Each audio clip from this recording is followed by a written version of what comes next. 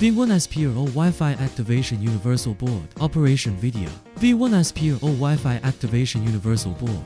It needs to match with the flex cable and chip of the corresponding mobile phone model. Solder the chip on the flex cable by heating with a hot air gun. Pay attention to aligning the first pin of the flex cable and the chip.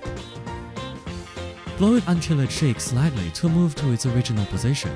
Next, fasten the gold fingers of the flex cable downwards onto the socket of the universal board. Buckle the universal board on V1SPro. After reading the chip status and data, connect the mobile phone to V1SPro.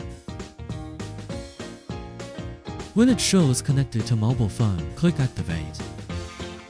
Please note that each Wi-Fi chip can only be activated once and be linked to one mobile phone. Confirm.